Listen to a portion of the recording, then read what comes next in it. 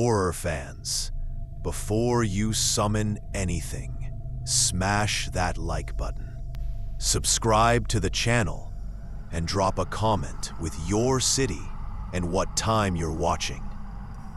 This helps YouTube bring you more terrifying tales like these. Tonight, we're sliding into the spirit world with 8 true Ouija board horror stories that went way too far. Collected from the darkest corners of Reddit, from casual game nights that turned into full-blown hauntings, to messages from beyond that should have never been received. These stories prove that some doors, once opened, refuse to close. So light a candle. Don't take your hands off the planchette and listen closely. Because when you ask who's there, you might not like the answer. Story 1. The whisper in the attic. The rain hammered the roof of the old Miller house, a creaky place on the edge of Willow Creek, where the trees leaned like they were listening. 13-year-old Jake Miller sat cross-legged in the attic with his best friend, Mia, and his older cousin, Sam, who was 16 and always up for trouble. The air smelled of dust and damp wood, and a single candle flickered, casting shadows that danced like ghosts. They'd found the Ouija board in a thrift store, its wood worn smooth, letters faded but sharp, like they'd been carved with purpose. Jake's heart raced not from fear, not yet, but from the thrill of doing something forbidden. His mom had warned him about Ouija boards, saying they were doorways to bad things. But Sam laughed it off, calling it a game for babies. "Come on, Jake," Sam said, his grin wide, his eyes glinting in the candlelight. "You scared? It's just wood and letters." Mia, her dark braids swinging, rolled her eyes, but put her fingers on the planchette, a small, heart-shaped piece that felt warm, almost alive. "Let's just do it," she said, her voice steady but her hands shaking a little. Jake joined them, his fingers light on the planchette, the attic creaking around them as the storm raged outside. They started with simple questions. "Is anyone here?" Sam asked, his voice loud, like he was challenging the air. The planchette twitched, then slid to yes. Jake's stomach flipped, but he told himself Sam was pushing it. Mia's eyes widened, but she stayed quiet, her fingers glued to the planchette. "Who are you?" Mia asked, her voice softer now. The planchette moved again, spelling out EIA. Jake felt a chill, like a cold finger brushing his neck. The candle flickered, though no wind touched it. "Eli," Sam said, smirking. "Sounds like a kid. What do you want, Eli?" The planchette jerked, fast and hard, spelling PLOY. Jake's heart pounded. He wanted to stop, but Sam's grin kept him there, and Mia's stubborn look said she wouldn't back down either. They asked more where. Eli was why he was here. The answers came quick. She, WITCHING. The attic felt smaller, the shadows thicker, like they were pressing in. Then Sam, always pushing, asked, "Show us you're real." The planchette stopped, dead still. The candle went out, plunging them into darkness. Jake's breath caught, his hands frozen on the planchette. A whisper came not from them, not from the storm, but from the air itself, low and raspy. "I'm here," Mia gasped, pulling her hands back. Jake wanted to scream, but his voice stuck. Sam, still cocky, laughed nervously. "Nice trick, guys. Who's doing that?" No one answered. The planchette moved again, without their hands, sliding in circles, faster and faster. Jake's skin prickled as the whisper grew. Now words. "You called me. You stay." The attic door, heavy and latched, slammed shut with a bang that shook the floor. Mia screamed, scrambling to the door, but it wouldn't budge, like something held it. "Stop it, Sam," Jake yelled, his voice cracking. But Sam's face was pale, his bravado gone. The planchette kept moving, spelling EAIWNT. The air turned cold, sharp, like breathing ice. Shadows moved in the dark, not cast by the candle. They were shapes, tall and thin, with eyes that glowed faintly, like stars in a black sky.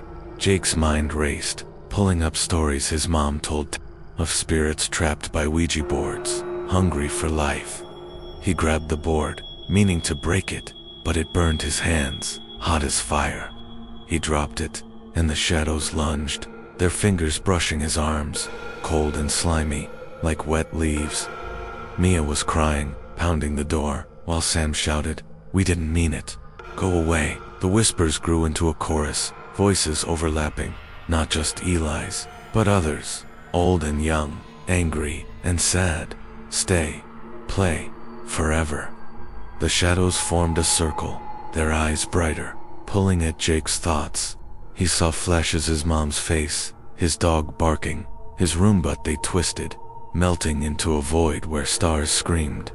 The curse of the board was awake, feeding on their fear, their lives. Mia, through sobs, remembered something from a ghost story. "We have to say goodbye," she shouted. They scrambled to the board, their hands shaking, and forced the planchette to goodbye. But it fought, sliding back to no, the shadows laughing, their voices a storm. Jake's heart pounded, felt the board pulling him, like it wanted his soul. Sam, desperate, grabbed the candle and relit it, the flame weak but steady. "Burn it," he yelled. Jake hesitated. His mom said burning a Ouija board could make things worse, but the shadows were closing in, their fingers now claws, scratching at his mind. He grabbed a dusty blanket, wrapped the board, and tossed it into a metal bucket in the corner, an old thing his dad used for tools. Sam poured in a bottle of lighter fluid they'd found in the attic, and Jake lit a match, his hands trembling.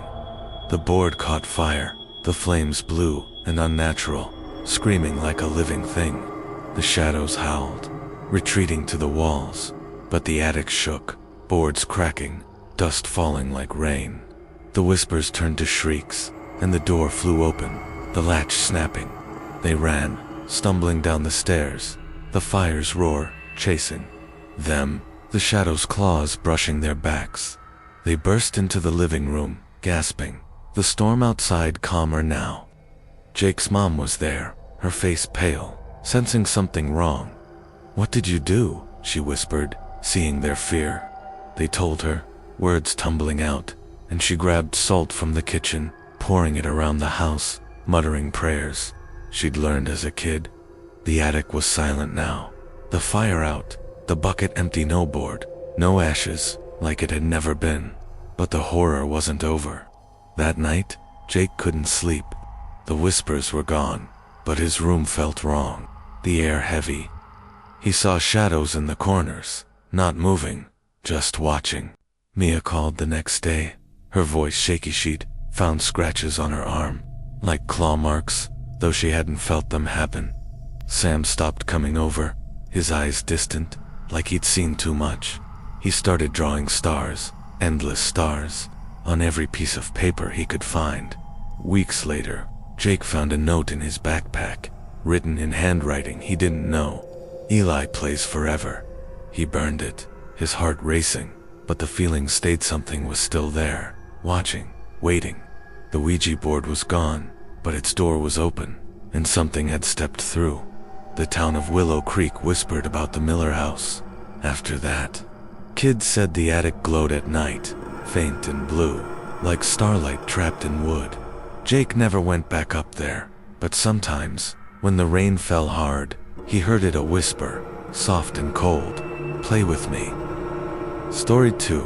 The Voice in the Fog. The fog rolled thick over Black Hollow, a small coastal town where the sea whispered secrets, and the cliffs loomed like silent giants. 15-year-old Clara Vance sat in her bedroom, the window rattling from the wind outside, the air heavy with salt and damp. She'd found a Ouija board in her grandmother's attic, tucked in a dusty trunk with strange symbols carved into the wood stars and eyes that seemed to watch her. Clara was curious, always chasing stories of ghosts and mysteries, and the board felt like a key to something bigger. Her best friend, Leo, was skeptical but game, his freckled face lit with a nervous grin as they set the board on her desk, a single lamp casting long shadows. Clara's grandmother, Old Nan, had warned her never to touch the board. "It's not a toy," she'd said, her eyes sharp despite her age. "It opens doors you can't close." But Clara, bold and restless, ignored the warning, her heart racing with the thrill of the forbidden. Leo, 13 and always up for adventure, agreed to try it, though his hands shook as he placed them on the planchette, a smooth piece of bone-white wood that felt oddly warm. They lit a candle, its flame flickering in the drafty room, and sat across from each other, the Ouija board between them. The fog pressed against the window, so thick it seemed to swallow the world outside. "Is anyone here?" Clara asked, her voice steady but her stomach twisting. The planchette twitched, then slid slowly to yes. Leo's eyes widened, but he didn't pull away, his fingers glued to the piece. "Who are you?" Clara asked, her voice softer now. The planchette moved, deliberate and slow, spelling Emara. The air grew colder, the candle's flame dipping low. Clara felt a prickle on her neck, like someone was standing behind her, but the room was empty, or so she thought. "What do you want, Mara?" Leo asked, trying to sound brave, but his voice cracked. The planchette jerked, spelling CYOU. Clara's heart pounded, but she pushed on, her curiosity stronger than her fear. "Where are you?" she asked. The answer came fast. "Ion FOG." Leo laughed nervously. "That's creepy. You moving it, Clara?" "No," she snapped, her eyes on the board. The fog outside thickened, pressing against the glass, and for a moment, she thought she saw a shape, a face, pale and eyeless, forming in the mist. She blinked, and it was gone, but the room felt smaller, the shadows deeper. They asked more questions: how Mara died, why she was here. The planchette answered in fits and starts. DROWAD, WITANG. Each word made the air heavier, the candle's light weaker. Then Clara, her voice trembling, asked, "Can you show us you're real?" The planchette stopped. The candle went out, plunging the room into darkness. A low hum filled the air, not from the wind, but from the walls, the floor, the board itself.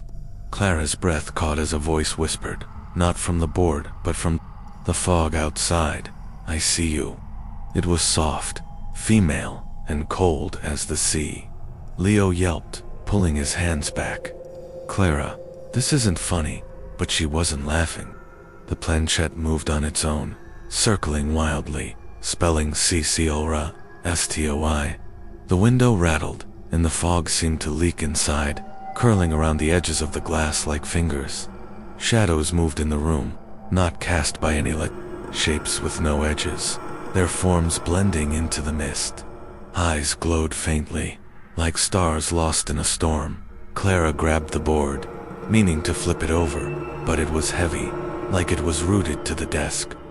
The whispers grew, a chorus now, not just Mara's voice, but others, deep and hollow. "Stay with us. See the fog." The room spun, and Clara saw visions, herself standing on a cliff, the sea below churning with faces, hands reaching up from the waves. The fog was alive, filled with shapes that weren't human, their eyes countless, watching her from beyond the stars. Leo screamed, scrambling to the door, but it wouldn't open, the handle cold as ice. "We gotta stop this," he shouted. Clara remembered her grandmother's stories. Ouija boards were gates, and you had to close them, say goodbye, she yelled, forcing her hands back to the planchette. It fought her, sliding away, but Leo helped, his fingers shaking. They pushed it to goodbye, chanting the word like a prayer.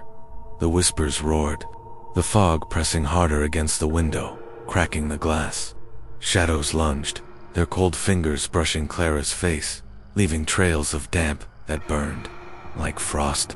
She saw more visions, worlds of mist, where libraries of bone floated. They're books written in starlight, read by creatures with no mouths. The board was pulling her mind, trying to trap her in its fog, desperate. Clara grabbed a salt shaker from her desk. Her grandmother always kept one nearby, saying it kept bad things away.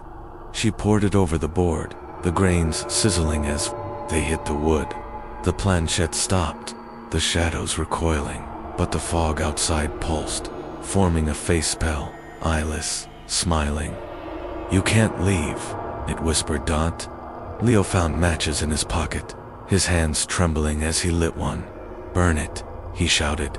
Clara hesitated. Her grandmother's warnings echoed, saying burning a board could bind the spirit to you, but the fog was breaking the window, shards falling inward. They threw the board into a metal trash can, doused it with lamp oil from the attic, and lit it. The flames were green, unnatural, and the board screamed, a sound like wind howling through a cave. The shadows shrieked, retreating into the fog, which pulled back from the window, fading into the night. They collapsed, gasping. The room silent, but for the crackle of the dying fire. The board was gone, not even ashes left, like it had been swallowed. Clara's grandmother burst in, her face pale, salt in her hands. "What did you do?" she whispered, seeing the cracked window, the salt scattered on the floor. They told her, their voices shaking, and she poured more salt around the room. Muttering words Clara didn't know, her eyes wide with fear. The fog cleared that night, but Black Hollow wasn't the same. Clara couldn't sleep, her room feeling watched, the air heavy. Shadows lingered in corners, not moving but there, their eyes faint like distant stars. Leo stopped talking much, his hands always drawing waves, faces fog that seemed to move on the paper. A week later, Clara found a message scratched into her desk, in letters she didn't recognize. "Mara sees you." She painted over it, but the feeling stayed. Something was out there, in the fog, waiting. The town whispered about strange lights on the cliffs, shapes moving in the mist at night. Clara never touched a Ouija board again, but sometimes, when the fog rolled in, she heard its voice, soft and cold, calling her name from the sea. Story 3. The Eyes in the Storm. The storm raged over Raven's Peak, a mountain town where the winds howled like lost souls, and the pines bent like they were praying. 14-year-old Ben Riley sat in his family's cabin, the wooden walls creaking under the gusts, the air thick with pine and rain. He'd found the Ouija board at a yard sale, its board painted black with silver letters that shimmered like stars. The planchette a crystal piece that caught the light oddly. Ben was a dreamer, always reading about ghosts and space, and the board called to him, promising answers to the big questions like what lay beyond the stars. His sister, Lily, 12 and fearless, joined him, her curly hair tied back, her eyes sparkling with excitement. Their parents were out, braving the storm for supplies, leaving the kids alone with the fire crackling in the hearth. "This is dumb," Lily said, but she put her fingers on the planchette anyway, the crystal warm under her touch. The cabin felt cozy, but the storm outside made it seem isolated, like they were the only ones left in the world. They started simple. "Is there anyone here?" Ben asked, his voice echoing in the room. The planchette slid to yes, smooth and quick. Lily giggled, thinking Ben was pushing, but his face was serious, his heart thumping. "Who?" Lily asked. The answer came, Orioin. Ben's skin tingled Ryan, like the constellation, the hunter in the sky. The storm grew louder, thunder rumbling like laughter. "What do you want?" Ben pressed. See, the room dimmed, the fire flickering low, shadows stretching long across the floor. Lily's giggle faded, her face pale. "This is creepy," she whispered. Ben, curious, asked, "See what?" The planchette spelled Youreye. See, a chill ran through the cabin, the windows rattling harder. Outside, the storm swirled, lightning flashing, illuminating shapes in the cloud size, vast and unblinking, staring down. Lily pulled her hands away. "Stop it, Ben." But the planchette kept moving, circling, spelling low, O-K-U-P. The siblings glanced at the ceiling, but it was the window that caught their eye. The storm clouds formed a face, massive, with eyes like black holes, pulling in light. The whispers started then, not from the board but from the wind. "We see you." It was a chorus, voices overlapping, some deep as thunder, others high as wind. Shadows in the room moved, forming shape-stall figures with no faces, just eyes glowing faintly, like distant galaxies. Ben grabbed the board, but it was stuck to the table, heavy as stone. The visions came flashes of space, endless black, with stars that watched, planets crumbling under invisible gazes. The board was a gate connecting to something cosmic, a being not from Earth but from the void, hungry for sight, for eyes to feed its endless watch. Lily screamed as a shadow touched her, cold and sticky, leaving her eyes burning. "It hurts," she cried. Ben remembered stories from books, Ouija boards, as portals to other realms, where entities waited to steal senses. He poured salt around the table, something he'd read in a ghost tale, the grains hissing on the wood. The whispers grew, angry, the storm pounding the cabin, lightning striking clothes, shaking the walls. The planchette spun, spelling G-I-V-U-R-S-E-G-H-T. Shadows lunged, their eyes multiplying, pulling at Ben's mind, showing him horror's universes where eyes covered everything, watching without end, no escape. Desperate, Ben chanted, "Goodbye," forcing the planchette, Lily helping through tears. It resisted, but they pushed, the salt glowing faintly. The shadows retreated, but not before the storm's face outside roared, lightning cracking the window. They burned the board in the fire, the flames purple and strange, the crystal melting with a scream. The storm eased, but Raven's Peak changed. Ben's eyes ached for days, seeing shadows that weren't there, stars that blinked back at night. Lily drew eyes on everything, endless eyes, her gaze distant. A month later, Ben found a message etched in the table. "Orion watches." He sanded it off, but the feeling lingered, eyes in the sky, waiting. The town whispered of strange lights and storms, shapes watching from clouds. Ben never looked up during rain, but sometimes he felt it, a gaze from beyond, hungry for more. Story 4. The hands from the deep woods around Shadow Vale hid secrets older than the trees, where the ground sank like it was breathing, and the air tasted of earth and mystery. 12-year-old Tess Harper sat in her backyard tent, the canvas flapping in the night breeze, stars peeking through the branches above. She'd found the Ouija board buried in the garden, its wood dark and etched with symbols that looked like hands reaching out, the planchette a claw-shaped piece that fit perfectly in her palm. Tess was adventurous, always exploring the woods for hidden spots, and the board felt like a treasure from a forgotten time. Her neighbor, Max, 14 and quiet, joined her, his flashlight beam shaking as he ducked into the tent. "This is bad idea," he muttered, but his curiosity won, his eyes wide on the board. The tent was lit by a lantern, its light soft and yellow, casting shadows that danced like fingers on the walls.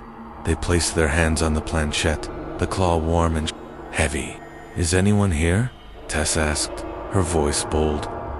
The planchette slid to yes, pulling their fingers with it. Max's breath quickened, but they kept going. "Who are you?" Max asked. "DEE."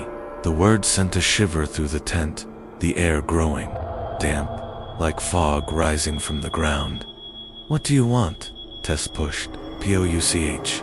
The lantern dimmed, the shadows lengthening, forming hand shapes on the canvas, long fingers, curling claws. Tess laughed nervously. "Show us." The planchette spun, spelling Ourach. The ground under the tent rumbled faintly, like something stirring below. Outside, the woods went silent, no crickets or owls, just the rustle of leaves that sounded like whispers. The hands appeared then, not shadows, but real, pushing up from the dirt floor of the tent. pale and bony, soil falling from their fingers. Tess screamed, pulling back, but the planchette held her hand, the claw digging in. Max tried to run, but hands grabbed his ankles, cold and strong. Pulling him down, the whispers came, from the board, from the ground. "We touch you now." Visions flooded Tess's mind-deep earth, where tunnels stretched like veins, filled with entities from below the world, hands that reached through soil and stone, connected to vast beings in the dark heart of the planet, their fingers like roots of cosmic trees. The board was a summons, calling things not ghosts, but older, from depths where stars fell and were buried. The hands multiplied, groping the air, leaving marks that burned like ice. Tess felt her thoughts pulled down into endless dark, where hands waited to grasp souls. Max kicked free, grabbing a stick to smash the board, but it was tough, the wood bending but not breaking. Tess remembered tales from her grandpa's salt to bind, fire to end. She tore open a bag of chips, dumping the salt, but it was pretzel salty enough. She sprinkled it on the hands, and they hissed, retreating into the ground. They forced the planchette to goodbye, the claw fighting, scratching their skin. The hands sank back, but the tent floor was torn, holes like graves. They burned the board in a fire pit, the flames black and smoky, smelling of wet earth. The whispers faded, but Shadow Veil felt wrong after. Tess' single quotes-est hands ached for weeks, marks like fingerprints on her skin. Max dug holes in his yard, saying he felt pulls from below. A note appeared in Tess's tent, dirt-stained, "We reach forever." She filled the holes, but sometimes, in the woods, she felt it hands under the ground, waiting to touch again. The town spoke of tremors at night, shadows that grabbed ankles. Tess never dug in the garden, but the deep called, its hands patient. Story 5. The Song of the Stars. The night was still in hollow pines, a forgotten town nestled in a valley where the stars seemed too close, their light sharp like needles. 13-year-old Emma Tate sat in her family's barn, the hay-strewn floor, cold under her legs, the air smelling of straw and something electric, like a storm waiting to break. She'd found the Ouija board in an old shed behind the house, its surface painted with swirling galaxies, the letters glowing faintly under moonlight, the planchette a small silver disc etched with a crescent moon. Emma was a dreamer, always, gazing at the stars, wondering what secrets they held. The board felt like a bridge to those mysteries, a way to hear the sky's voice. Her cousin, Nate, 15 and full of bravado, joined her, his flashlight flickering as he scoffed at her. "Excitement? It's just a game, Em," he said, but his eyes lingered on the board, uneasy. They set it up on a bale of hay, a single lantern casting jittery shadows across the barn's wooden walls. The stars outside burned brighter than usual, pulsing, in a rhythm Emma couldn't ignore. They placed their fingers on the planchette, the silver disc warm, almost humming. "Is anyone here?" Emma asked, her voice soft but eager. The planchette slid to yes, smooth as water, pulling their hands along. Nate's smirk faded, his knuckles white. "Who are you?" Nate asked, trying to sound tough. The planchette moved, spelling S. Emma's heart skipped. She'd always felt the stars were alive, watching. The air grew heavy, the lantern dimming, shadows curling like smoke. "What do you want?" Emma whispered. "CNG." The word sent a chill through the barn. The hay rustling though, no breeze stirred. Outside, the stars pulsed faster, their light seeping through the cracks in the walls, painting the floor with eerie glows. "Sing what?" Nate asked, his voice shaking. The planchette spun, spelling YUR as OU. The lantern flickered out, plunging them into darkness, lit only by starlight, now sharp and blue, cutting through the barn like blades. A sound began, a low hum, not from the board, but from the air, the walls, the sky itself. It was a song, not human, a melody of notes that twisted Emma's thoughts, pulling her toward the stars. The whispers came then, soft and countless, like voices from a distant choir. Sing with us. Shadows moved, forming shapes, figures with no bodies, just outlines of light. Their eyes like constellations, endless and hungry. The planchette spun on its own, spelling Jointhesong. Emma felt her mind stretch, visions flooding, in vast spaces where stars sang, their voices eating worlds, libraries of light where souls were bound in melodies that never ended. Nate yanked his hands back, shouting, "Stop it." But the board held Emma's fingers, the silver disc burning her skin. The shadows closed in, their song louder, pulling at her thoughts, her mom's laughter, her dad's bedtime stories, twisting them into notes of a cosmic hymn. She saw herself, floating in a sky of eyes, her soul, a note in an endless song. The barn shook, beams creaking, hay swirling like a storm. Nate grabbed a pitchfork, swinging at the shadows, but they passed through, their light burning his hands. Emma remembered a story her grandpa told about salt and fire closing spirit doors. She tore open a bag of rock salt from the barn's corner, used for icy paths, and scattered it around the board. The shadows hissed, retreating, the song faltering. They forced the planchette to goodbye, its heat scorching their fingers. The starlight dimmed, the whispers fading, but the board pulsed, angry. Nate doused it with lantern oil, and Emma lit a match, her hands shaking. The board burned, flames green and wild, singing a high-pitched wail as it curled into ash. The shadows vanished, the stars outside dulling to normal pinpricks. They stumbled out, gasping, the night quiet but heavy. Emma's parents found them, pale and trembling, and sprinkled salt around the barn, muttering old prayers. Hollow pines felt different after stars seemed to watch, their light too bright. Emma's ears rang for days, a faint song lingering, her dreams filled with skies that sang her name. Nate drew stars endlessly, his hands shaking, unable to stop. A week later, Emma found a mark on the barn floor, burned in, "Sing forever." She covered it with hay, but the feeling stayed something up there, in the stars, still listened. The town whispered of strange lights in the valley, songs heard in the wind. Emma avoided the barn, but at night, when the stars shone, she heard it a faint hum, calling her to join the song. Story 6.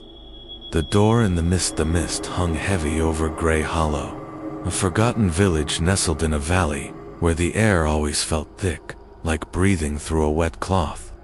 14-year-old Sophie Grant sat in her family's old barn, the wooden beams creaking under the weight of the night. She'd found the Ouija board in a crumbling shed behind the house, its surface rough and painted with faded runes that looked like twisted vines, the planchette a jagged piece of stone that seemed to hum faintly when touched. Sophie was a quiet girl, always drawn to the strange old stories of spirits and other worlds whispered in the village. The board felt like a key to those mysteries, a way to peek beyond the veil.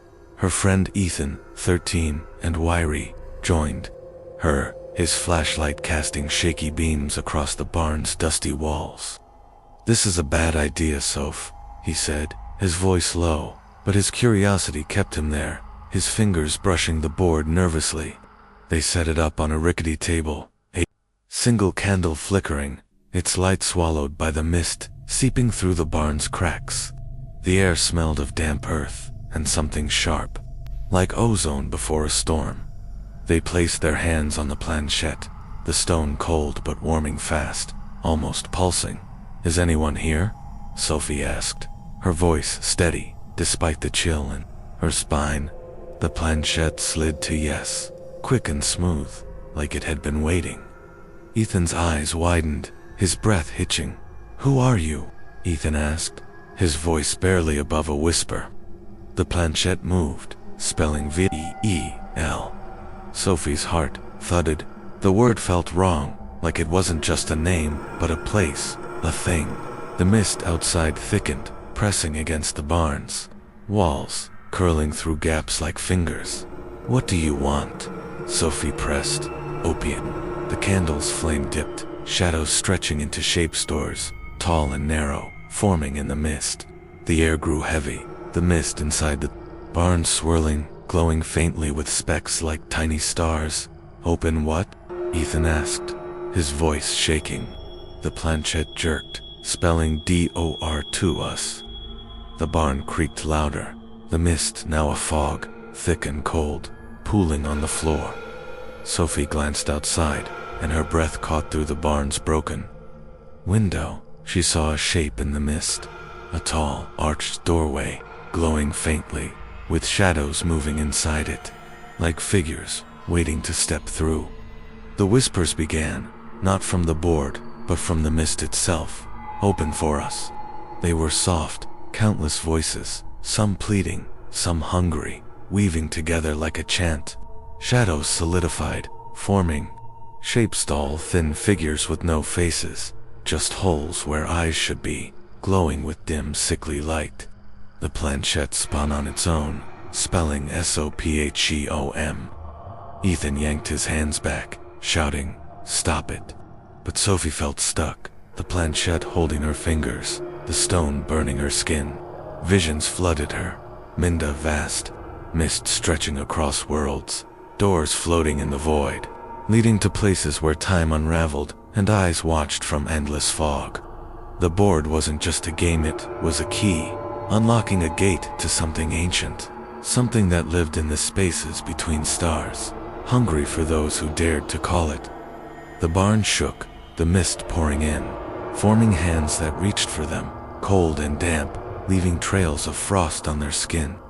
Sophie saw herself in the visions, stepping through a door into a fog where shadows waited, their hands pulling her apart, weaving her thoughts into their endless mist. Ethan grabbed her arm, his voice desperate. "We gotta close it," she remembered. Her aunt's old stories, salt to bind spirits, fire to break their hold. Sophie tore open a bag of road salt from the barn's corner, scattering it around the table. The mist hissed, the shadows recoiling, but the door outside glowed brighter, its whispers louder. "Come through. Stay forever." They forced the planchette to goodbye, its stone edge cutting their fingers, blood mixing with the salt. The mist fought, swirling faster, the door's light pulsing like a heartbeat.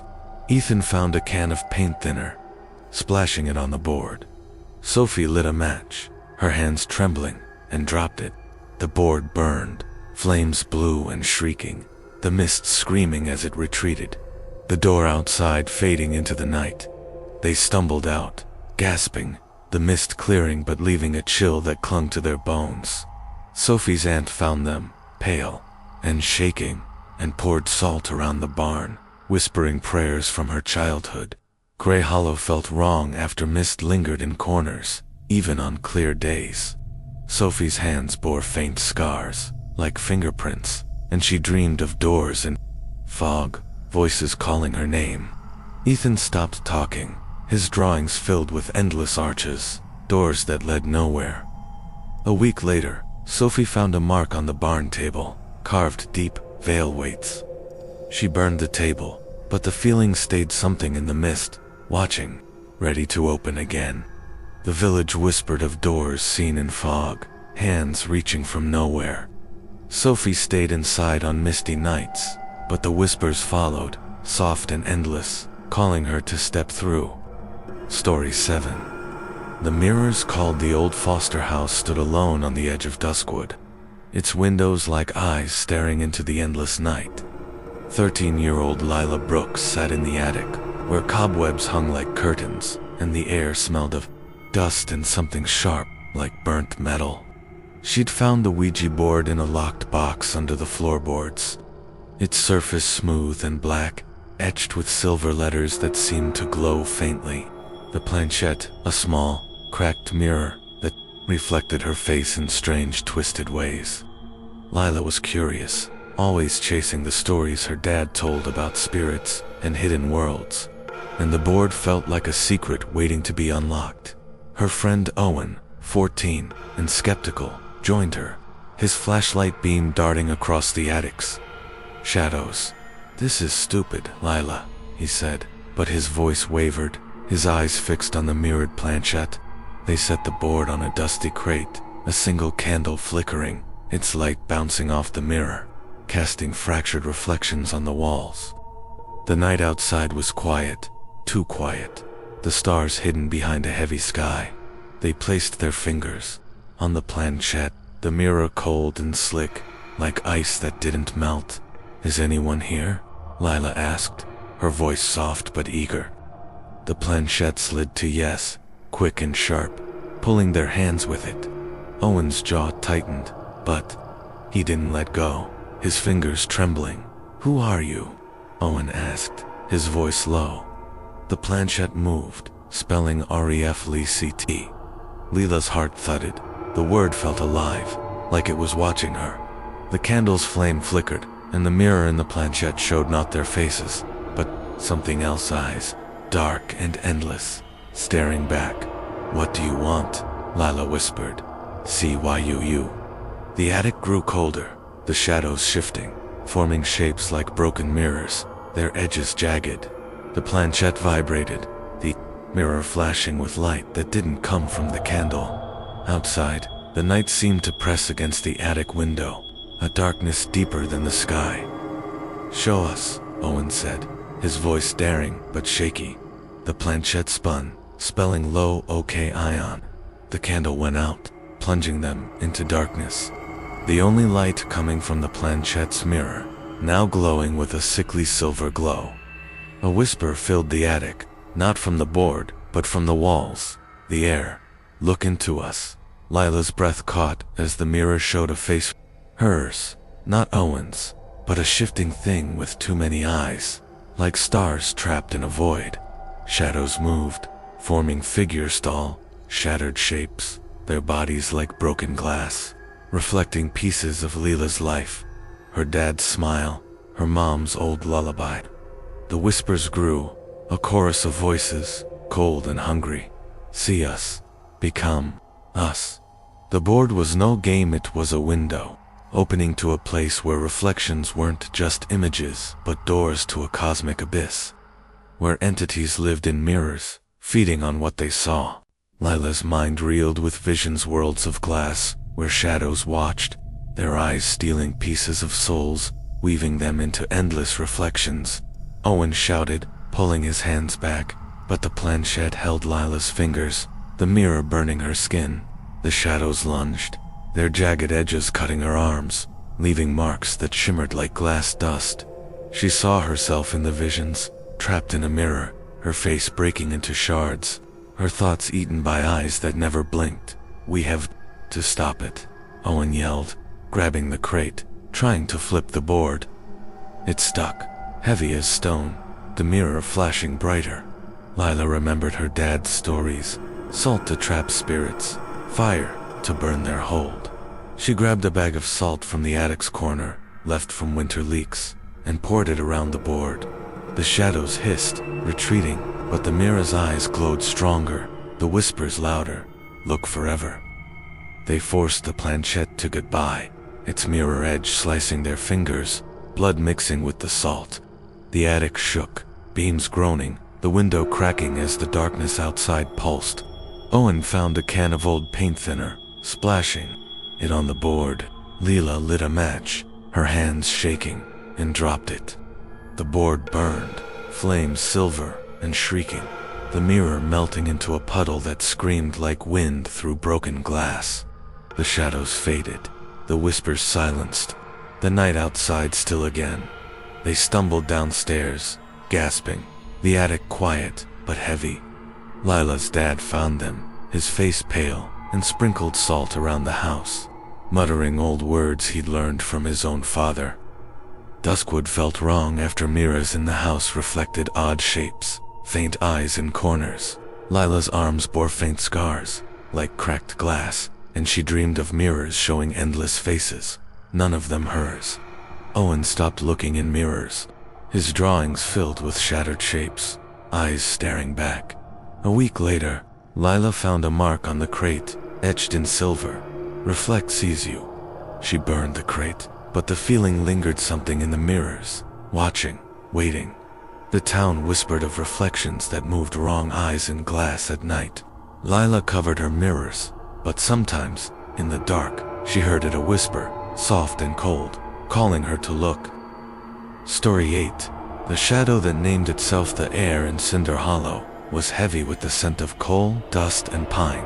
A mining town where the hills seemed to swallow sound. 12-year-old Noah Carter sat in his family's garage, the concrete floor, cold under his knees, the walls lined with rusted tools that glinted in the dim light of a single bulb. He'd found the Ouija board in an abandoned mine shaft while exploring with his dog.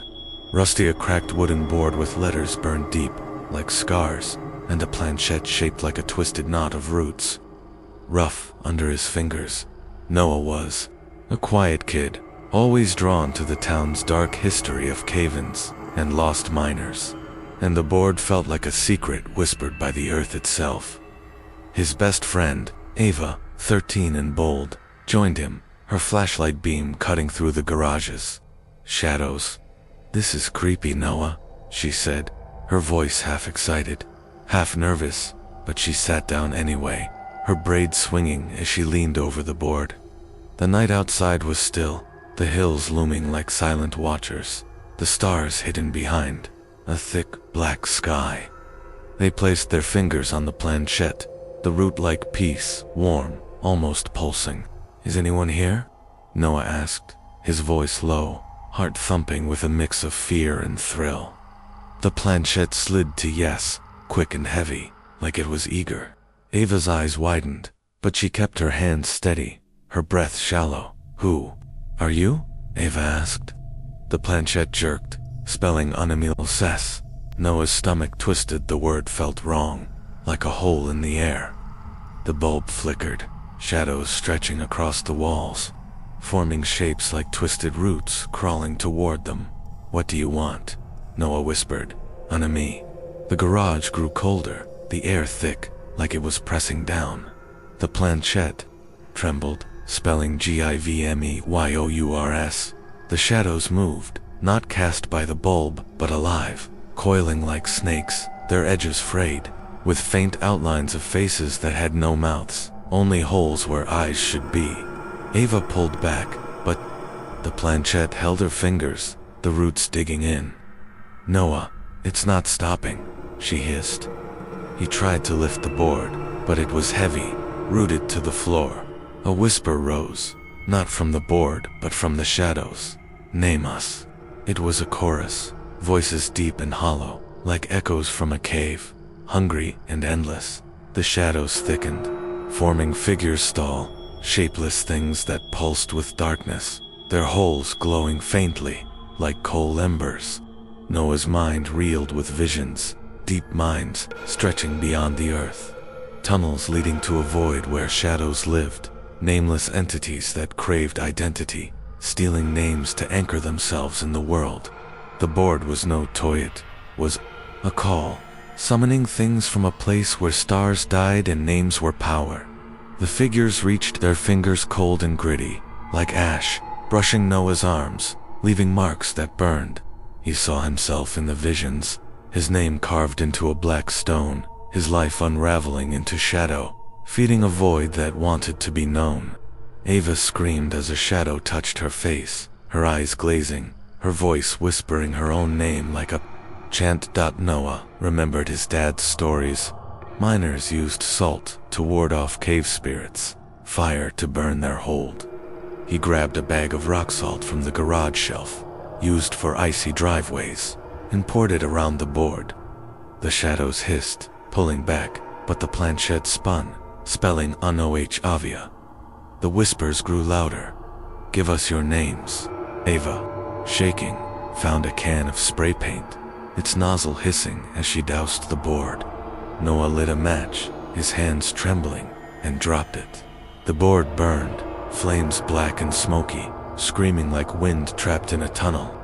The shadows shrieked, retreating into the walls, the bulb flaring bright again. The planchette cracked, its roots curling into ash, the whispers fading to silence. They stumbled outside, gasping, the night heavy but quiet. Noah's dad found them, pale and trembling, and scattered salt around the garage, muttering words from old minor tales.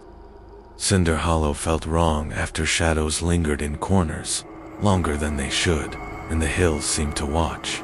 Noah's arms bore faint marks, like burned roots, and he dreamed of tunnels where shadows called his name.